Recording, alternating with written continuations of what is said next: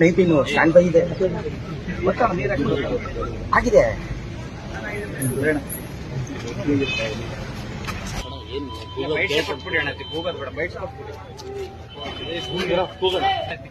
ಕನ್ನಡ ಪರ ಹೋರಾಟಕ್ಕೆ,